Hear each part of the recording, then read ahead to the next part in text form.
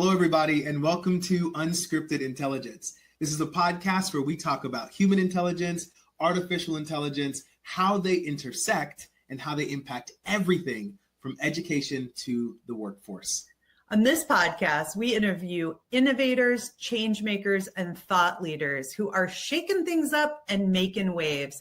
These conversations are unfiltered and uncharted as we create space for what isn't being discussed. And always, these conversations are unavoidable. Hi, everyone. I'm Michelle Ament, the co-president of the Human Intelligence Movement and chief academic officer of ProSolve.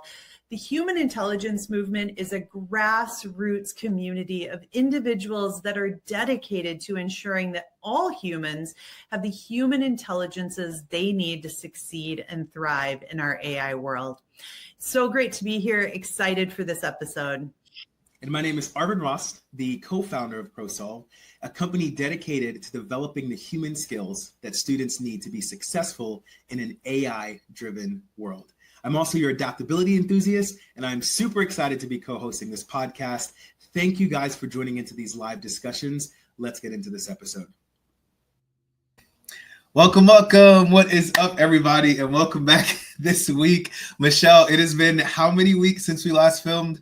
Two weeks. And I missed you so much last week. I know. I felt like it's been like a whole eon since our last episode, but I'm glad to be back. I'm so glad to be back, and I'm so stoked for this episode. Before we get started, I want to do this little tradition we've started where I just ask you a random question or something, toss something in here that has nothing to do with the podcast.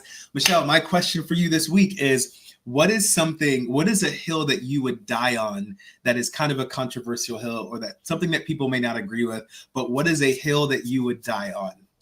Oh my gosh, I got hills to die on. That integrity that I have just, coming through the roof.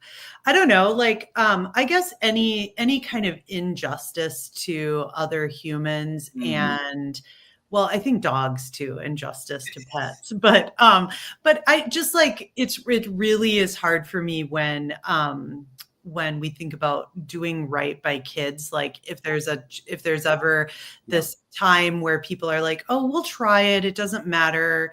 If it has to do with harming another human, that's that feels, even as I say it feels really big and lofty. Like, can you really die on every hill that harms other humans?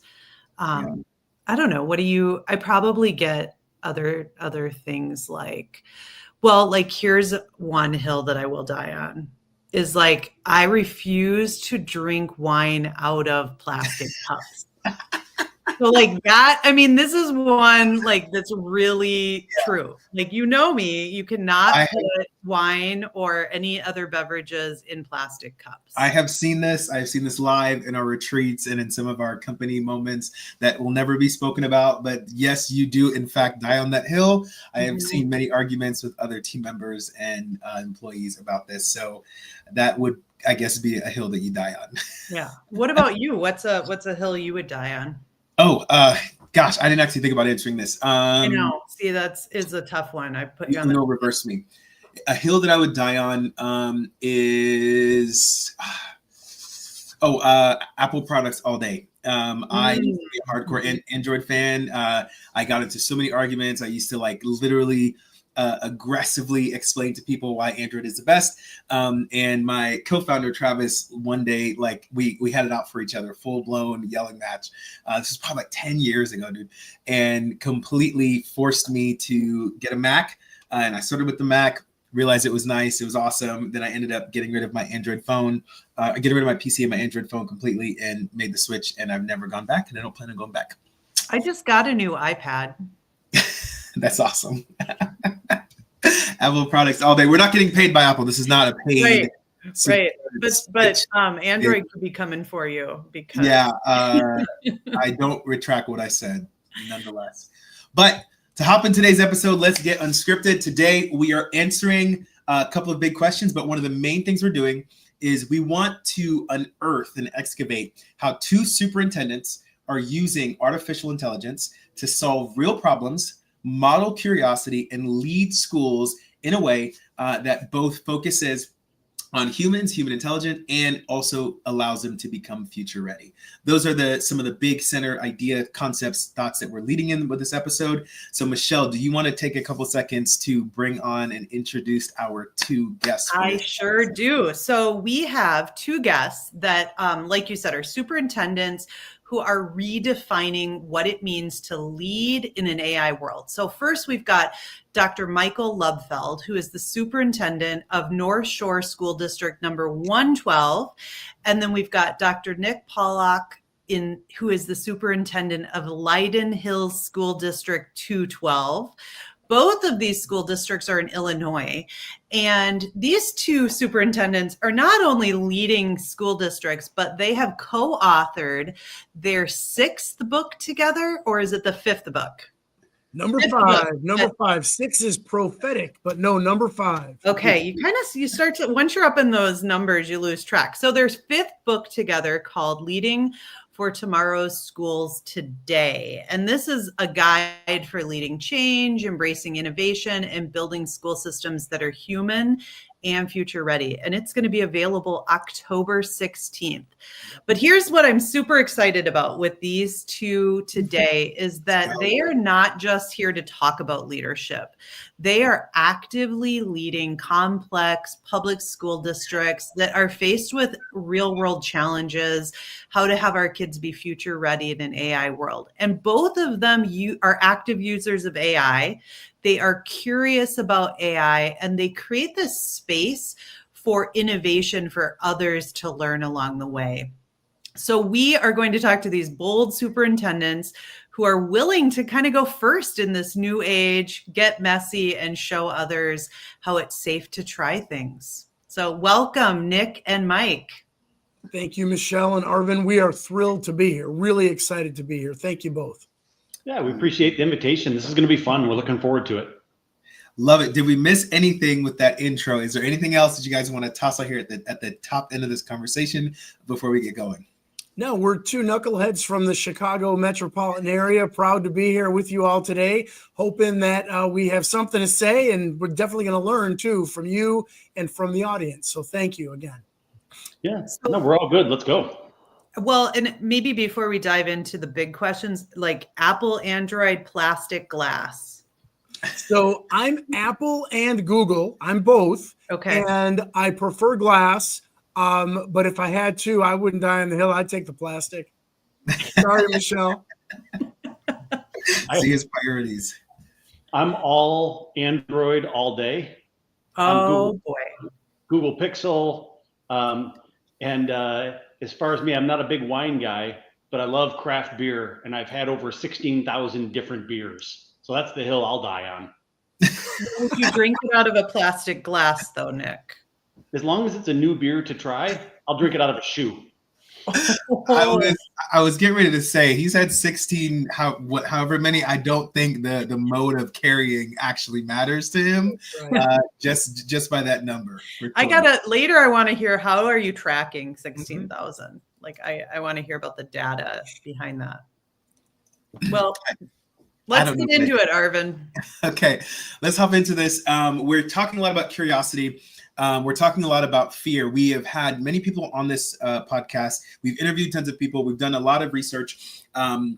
We've had a lot of conversations around the use of AI in education, right? And oftentimes, one of the biggest things we hear is fear related to AI, fear of loss of control. So my first question to you, and I also want to toss this out to the entire audience. If you're listening, watching live, please feel free to chime in on this. But what are school leaders most afraid of when it comes to using AI? And then how do you help them move away from that fear? Oh my gosh, great question. Thank you. So fear of cheating, kind of low level, but a legitimate fear. A fear of deep fakes, a higher level fear. A fear of loss of control, more of a universal type of fear, a fear of the environmental concerns, which are varied and multiple from the water. You know, we're in the Great Lakes, literally on the shores of Lake Michigan, so that's a concern. And the fear of having this existential threat to, and you fill in the gap. How do we help people mitigate those fears? Well, I've got a tolerance for ambiguity as a leader. So one of my core values is diplomacy, actually. Really wanting to help bring folks together, kind of like Spider-Man in one of the recent movies where he was holding the bus together, really getting those polar opposite viewpoints, simply diving in, getting ready, trying, tinkering, making sure anything that's student facing is vetted, has data privacy, has guardrails and legal viewpoints and cybersecurity viewpoints. Anything for staff on school grounds is the same. And then anything off campus is done with full maturity and responsibility to push, test, and simply try and jump in. Okay. I'm sorry. Hold on a second. Before we move to you, Nick, I need you to break this down a little bit, Mike. You said a tolerance for ambiguity. I feel like that is so counterproductive when we talk about, the concept is so counterproductive to what I've been taught about leadership. To me, everything I've ever heard about leadership, especially in an educational context, it's you're supposed to have all the answers. You're not supposed to be comfortable with them. You are the resolution to ambiguity. So how does one even begin to parse that out? Leading with and through humility, and Nick is a master. You'll learn that hopefully this episode. Leading with humility. I have so many more questions than answers, Arvin. I know the title I've got, and I know the office I'm in, and what I'm supposed to know and supposed to do. And I got the white hair. I'm old, and all that. That said, education is the space where we create the conditions so that all opportunities can exist and all professions can exist. Wow. And I have always been more willing, and it drives some people crazy, right? When I was a principal, it drove them crazy because I wasn't we're doing this 5 minutes, doing that. No. I was the middle school guy. Well, how do you feel? What are you thinking? Let's try the honor system. And some people are like, you're insane. You got to have rules. Quick little thing. When I was a principal at the middle school, an associate principal, the bells broke. They didn't really break. We told everyone they broke, so we stopped using bells. And for the 9 years I worked in that school, we didn't use bells. When the new administration came in, they're like, the bells aren't broken. I had a tolerance for ambiguity. You start class when you start class. You kind of vibe and you get into it. So I have been a little different, and it's worked for me. It drives some people crazy. I understand that. I love that. I love that response. I caught a moment where Nick, do you fully agree with Mike and what he said? I do. You got to understand, Michelle, Mike and I spend a lot of time together. So we've heard each other's stories. I know when you ask him a question, it's like winding up that little turnkey in the back of him, and then he just goes for a while. I wait patiently until it's my turn. Love it. So I'll toss that same question to you. What are school leaders most afraid of? Do you agree with that? Is there anything else you want to add on to that? And then how is it that you help them move away from that fear? Yeah. Arvin, somebody told me a long time ago, they called it living in beta, understanding the world is changing around us so fast. And if I want to be a relevant leader, if a teacher wants to be a relevant teacher, we got to lean into that ambiguity because the stuff that we learned in college is so far out of date now that we have to be learning alongside our students if we're going to be relevant in any way to help them. So, for sure.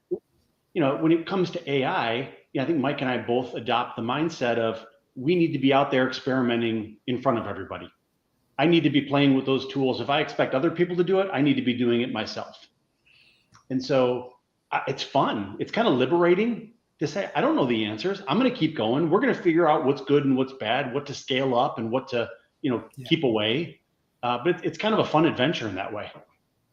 Yeah. I really wonder if you two have spent the time with other superintendents to realize how much of unicorns you two are.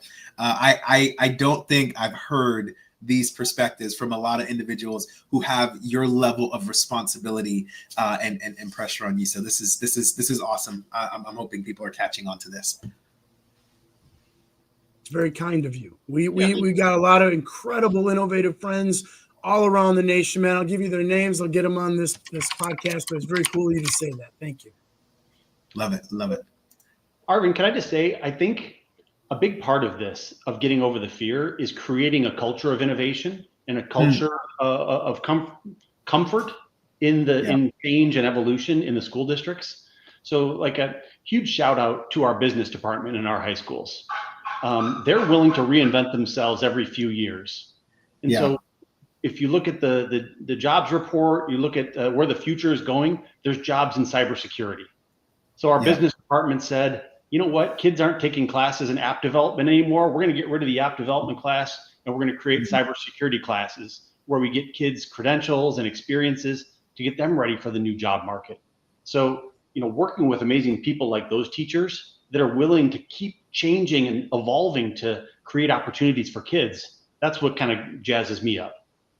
Yeah. Well, go ahead. It's interesting you said to create those conditions for innovation. Yes, and I'd love to have us kind of go into that a little bit more. I mean, I think your spirit of ambiguity is one thing, but how do you create those conditions in a school district? So it's kind of cool. So here in North Shore School District 112, we've got about 4,000 students, 600 employees, 500 teachers, superstars, heroes, one superintendent, and I go visit the schools and everything, but a direct line of communication and visible leadership is something we call the staff connection. Everyone's got some type of newsletter. We have a weekly staff connection. And for a couple of years, I really wasn't using the superintendent's section. I wasn't leveraging that.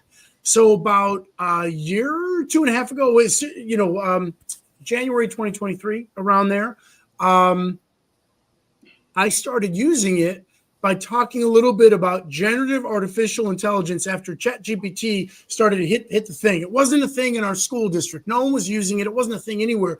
But all of a sudden, I'd get articles or I'd get news feeds. So about 4 months later, right, some teachers would ask their principals, Mike's writing about AI. Can we use it? And the principal's like, I don't know. I better ask him. And we got a little bit more, I'll say, sophisticated in probably April and May of 2024, where we actually jumped into a pilot. And I actually went over the teaching and learning department's head a little bit out of bounds, a little ambiguous. And I said, hey, I just learned about thus and so, got legal to vet it and clarify that it's data private here in Illinois. We're jumping in. Who's with me? All of a sudden, there were like 173 employees, about 150 teachers, 23 non-teachers dipping their toes in.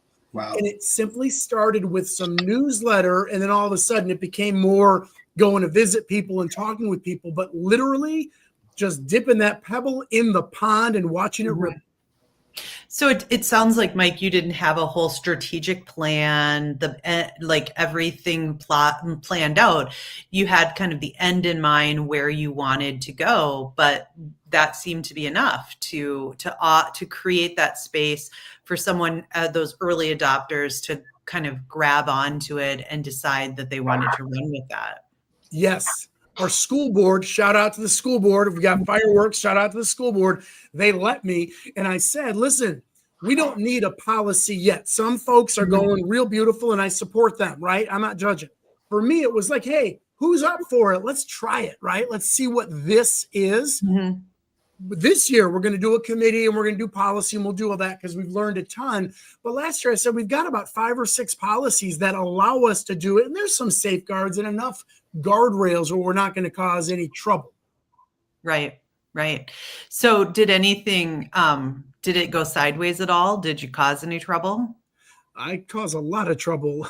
But no, that particular initiative did not go sideways. And I'm actually really excited to report to you today that we have about 400 of our employees, mostly teachers, really getting into it, and with appropriate guidance, guardrail, direction, and safety, have students involved too. And this year, I'm really doing a more deep deliberate job of getting parents involved. And my aim this year is to have the parents, some teachers, and some students get involved with the policy in a committee, and then we'll have that plan moving forward after we've really spent the year learning about it. Right.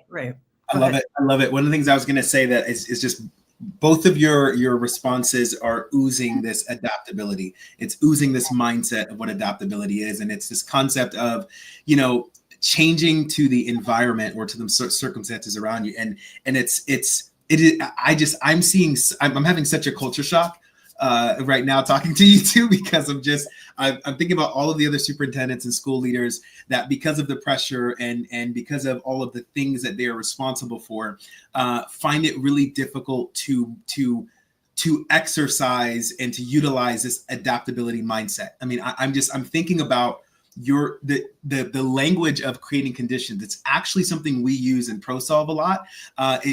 That's what we consider to be a successful manager, a successful people leader.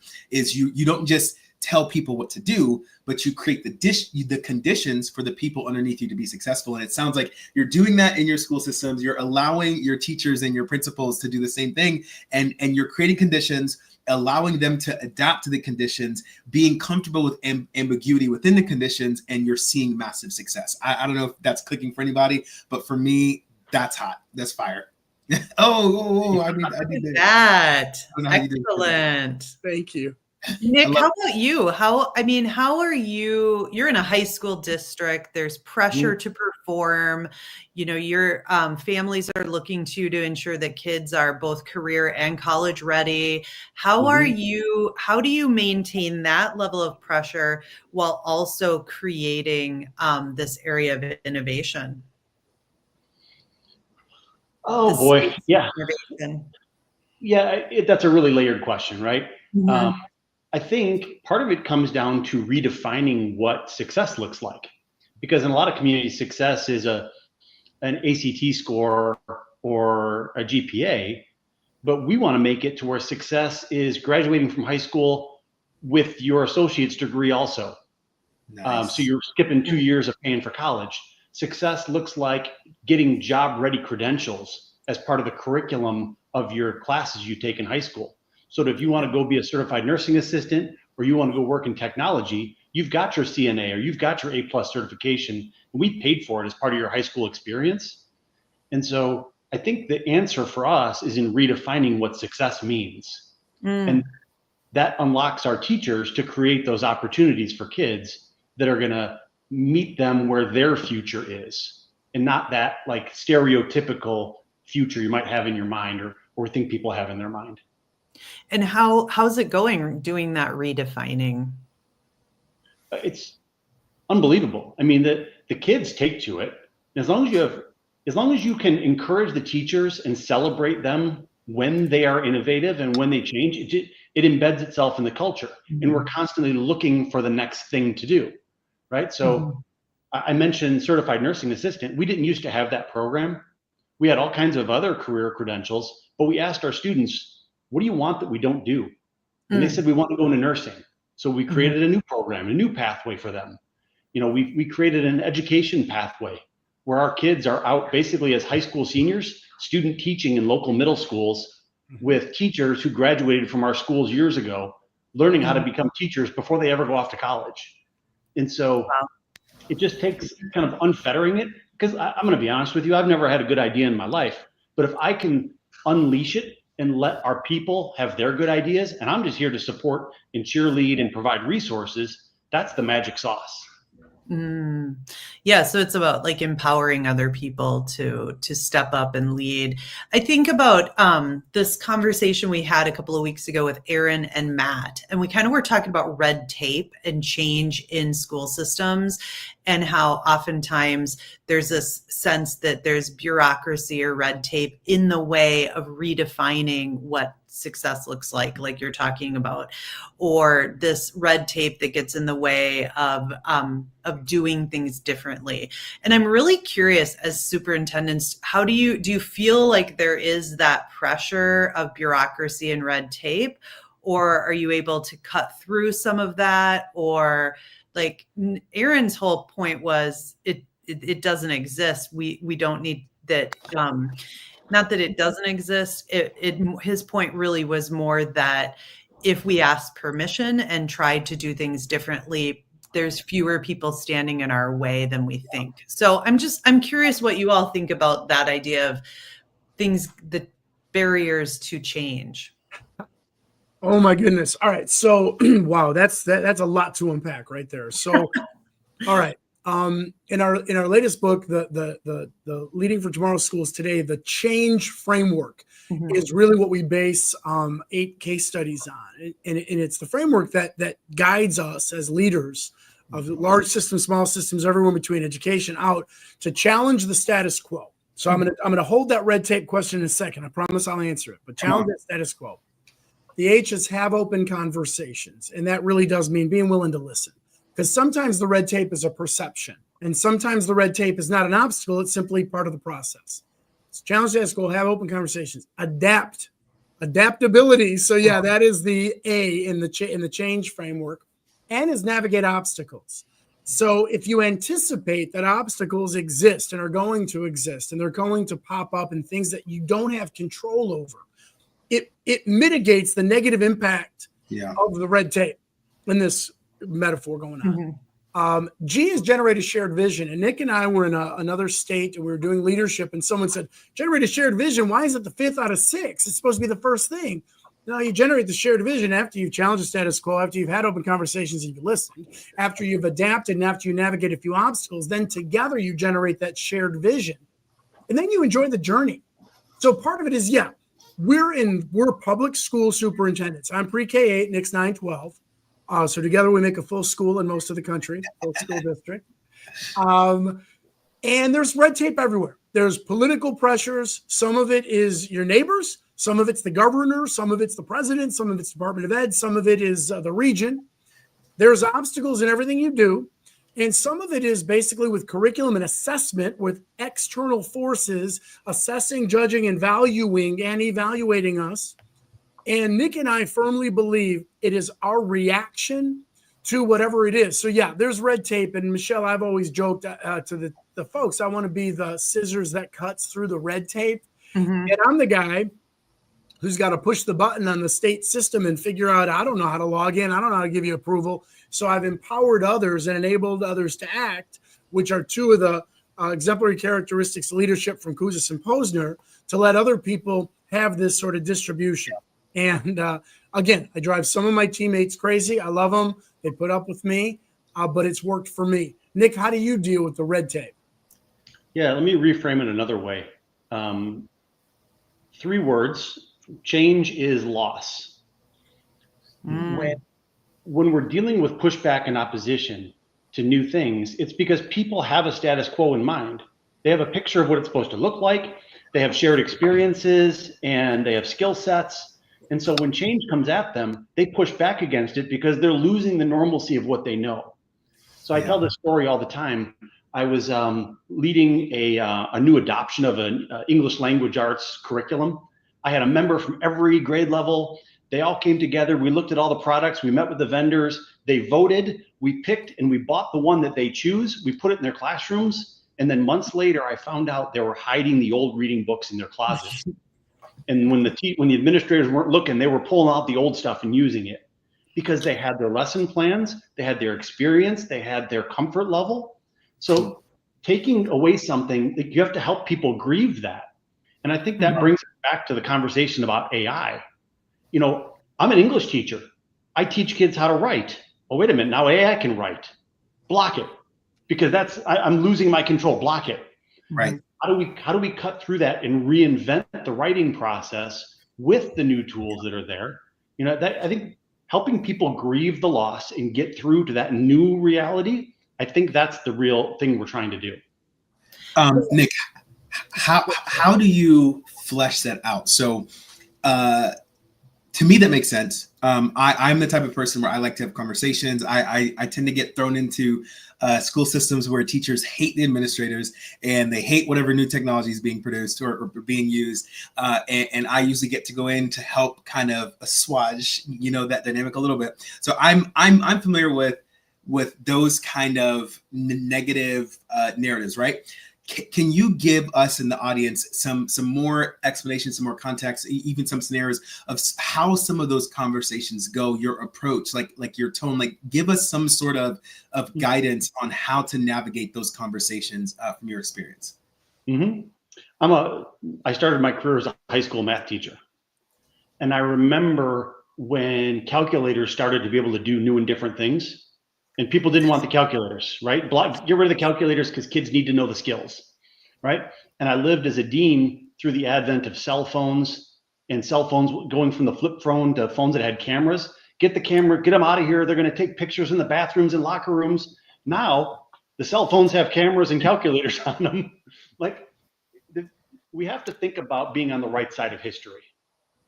And so, calculators are something that kids are going to have for the rest of their lives. So let's harness it and let's use it. So I come back to that as a touch point for the changes we're going through today. The version of AI that exists for kids today is the worst they're ever going to have in their entire lifetime. Mike's kindergartners are never going to know a world that doesn't have AI tools and AI as a reality. So do we stick our head in the sand, or do we look back to the calculator and look back to the cell phone camera? Like, we know where history is going. So let's make the hard decision and get on the right side now. Love it. Love it. What about I you, Mike? was thinking a little bit when you were talking, I love that change is loss. And I was really curious with the people listening, what change is lost for them? What are they losing right now? Because I think that is key to what's happening in our world, and acknowledging that is what I hear you saying, is like just acknowledging that and then starting to move through it. I also think a lot about identity and how our identity as educators is evolving. And how do you think that plays into that moving through change and that sense of loss? What do you think? Wow. Okay. These are good ones. These are big ones. So I'm going to give you some macro stuff that is impacting us in the public school, public education. Since the COVID-19 pandemic, but I'd like to say, it was over 5 years ago, but it was over like 2 years ago, right? Mm-hmm. Time's going fast. There are studies that show nationwide public education has lost 4 to 6 million students. Now, thank God I don't mean lost, God forbid, but I mean they left the public school setting for a host of reasons all across the country, all economic areas, all races, all religions, ethnicities, and they didn't come back. They didn't come back, and we're still open. Public schools are still open. We're still here. We still believe in it, right? So then you're kind of scratching your chin, and then all of a sudden you've got the mental health crisis from the Surgeon General of the United States, mental health across the world too. It's not just limited to the United States. Then you've got books and authors, and everyone's coming out saying all these things. There's experts everywhere, and it's coming at you. A woman named Amanda Bickerstaff, who is emerged in this generative AI world, she said, and I was out watching an early webinar of hers, I want to say early 2024, and she said, generative artificial intelligence is the calculator for the humanities. Okay, so boom, right there. I'm like, okay, frame it. I've got all this stuff coming at me. Frame it. Whoa. Okay, the calculator had its implications. Nick mentioned it. It was awesome. That was huge loss for the math teachers. They couldn't use the abacus anymore, the paper and pencil. We still can't. So if it's the calculator for the humanities, and we're in this societal pivot, right? COVID-19 exposed some real rough stuff and some real inequities in our world, and really exposed. Some people hated public education. Some people loved it. Some people wanted their third grader to run a school day like they had the last time they were in school, which was, in college. We get that disconnection. But if generative AI is like the calculator for the humanities, what can a guy like me, a systems leader, do to bridge that gap and increase education so we understand that social media does have ills and harms? So how do we help parents stop getting cell phones for their kids? Or if they get cell phones, how do we teach parents how to put blocks on it so their little kids don't use text, group text, or social media? It isn't that I'm going to ban or prohibit electricity, air, and water. I'm not going to do that. What I can do, though, is try to lean in, figure out what the world needs, and provide economic and educational conditions with the hope that my public school doesn't lose people and I can bring people back who've already left me. So it's that really almost existential way to say, what do we need 5 years from now, and how do I plant those seeds today so in 5 years hence I've been relevant?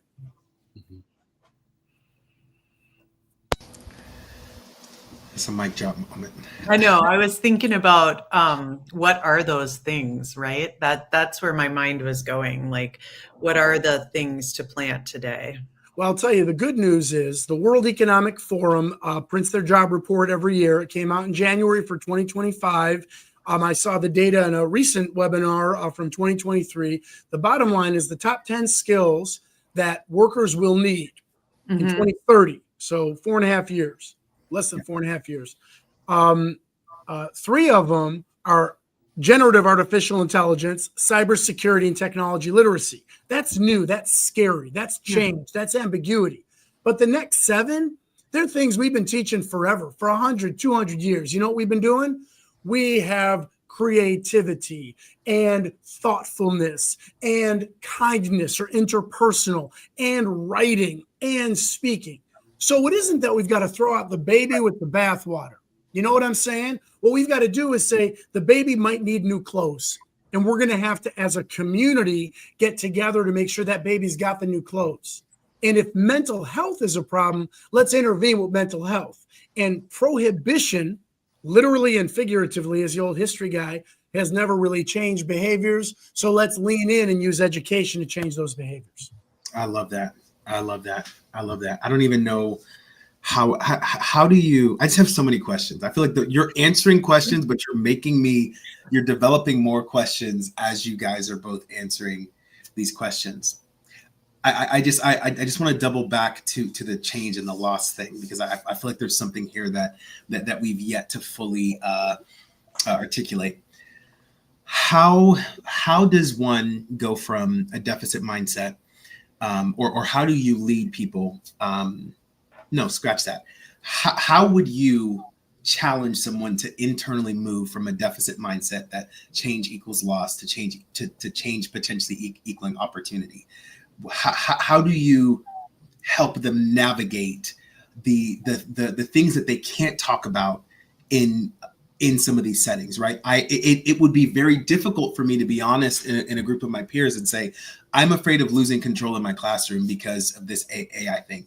It would be very difficult, almost frowned upon, to just come out and bluntly say the unsaid thing that some of these individuals are dealing with. So I don't know how to redesign the writing process. Yeah. Mm-hmm.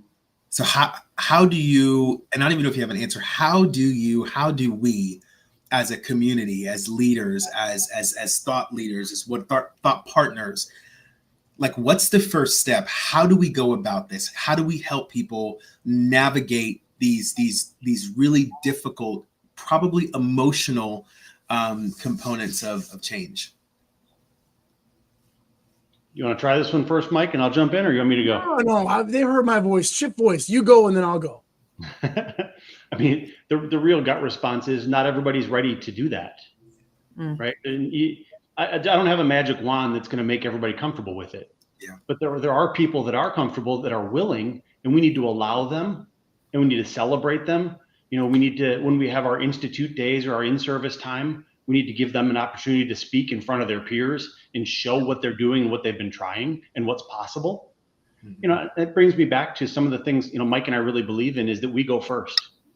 We're going to play around with the tools and see what's possible, and then share them and say, hey, English teachers, have you seen this tool? Hey, math teachers, have you seen this one? I've been playing around with this. Maybe you want to give this a look. And so we just start to insert ourselves where we can. I can't make the hundreds of teachers we have all be comfortable with AI or new tools right now. Mike's wearing his AI glasses. He convinced me. I want you to smile. Everyone smile.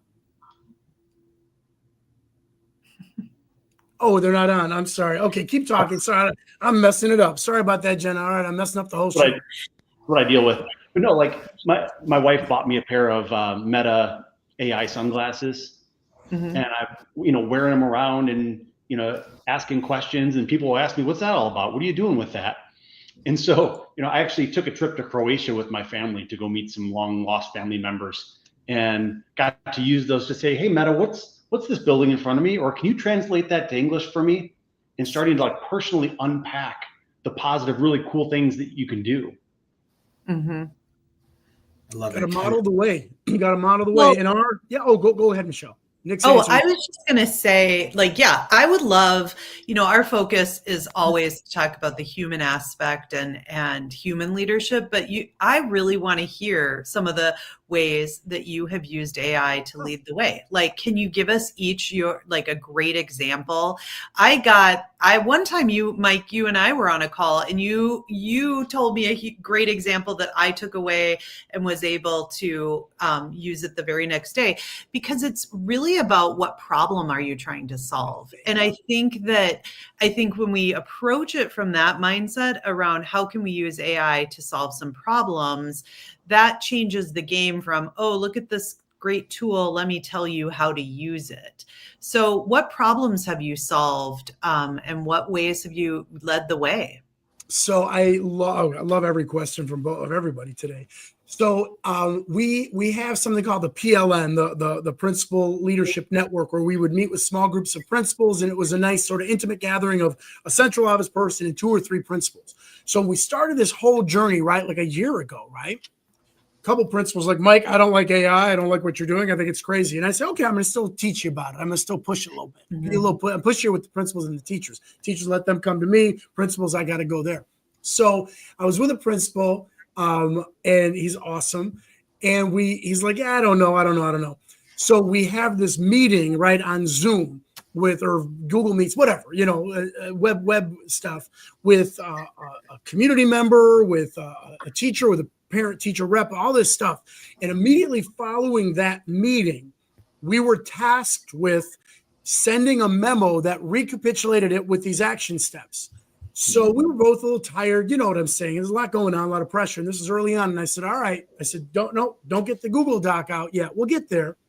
I said, open up one of these AIs. The problem we're trying to solve is getting a rough draft of a joint memo that's going to have the salient points we just talked about. And I said, stop, don't write. And I pushed it on, got the voice activation feature. And I said, act as my executive assistant. I am a superintendent. I'm with a principal. We just met with, and I recanted the whole thing. I said, we need a memo here, the 5 points. Boom. I said, now we're opening the Google Doc, and now we'll use our bespoke human intelligences to refine this and change it to our voice and our tone. But I got us 40% started, showing you the power of a tool. He said, wait a minute, what on earth just happened? How'd you do it? So the problem we were trying to solve was low level, simple, writing a memo. We've advanced that, but I really wanted to give you the very accessible, concrete example. Mm-hmm.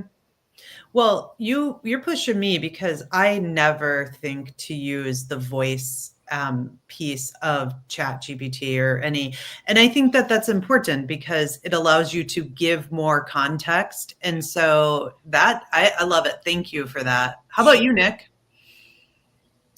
I'm trying to think of a good example. I've used AI to help write recommendation letters in 1/100th of the time it normally takes me.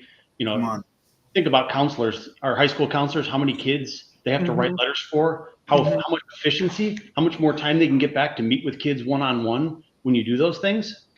But I'll give you an example for us. We have a lot of languages spoken in our schools. We're 70% Hispanic school district. So most of our families speak Spanish in the home. I'm an English-speaking superintendent of a very diverse school district. So we've been using tools like HeyGen to take a video of something that I want to communicate to the community. We run it through HeyGen, and they can get it with me speaking Polish, me speaking Ukrainian, Russian, Vietnamese, and it changes my mouth to look like I'm speaking their language. And so now I'm accessible to my communities in different ways just by harnessing AI. We give them a little disclaimer to say, hey, Nick can't actually speak Ukrainian, so that the parents don't see me at the next open house and come up and start talking to me. But it's opening up doors as long as we take advantage of the tools. And you're not worried that it's going to be wrong or to say something inappropriate? Yeah, because that was my first thought is I'm with my luck, I will make a video and I'll be cussing out a kid's whole parents in Spanish and have no idea that it even did that. So in the tolerance for ambiguity, you're also aiming for about 80-85%. I'm not aiming for 100%. You know what? I may be wrong, but I'm trying. And I hope that the empathy and the care and the compassion shows through. And even if I probably will make a mistake, I'm really trying.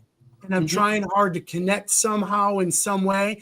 So I'm going to go to that asset. The asset is I'm going to communicate in that language to bridge us together. The deficit is I might screw it up. And I apologize in advance. I'll apologize after. I don't want that fear, legitimate fear, and very appropriate fear of saying, you look like a goat, as opposed to, oh, it's wonderful to see you today, to stop me from saying, I hope, you got the idea that you're not a goat type of thing. Okay, hold on. Please tell me that's happened where, it's it's unscripted. It's unavoidable truth time. This is the time of the podcast towards the end where we start to summarize and wrap up the discussion, where each of us here live, as well as the individuals watching live, all share an unavoidable truth that they have discovered or realized as a result of this conversation. But before we do that, I just have to know this question.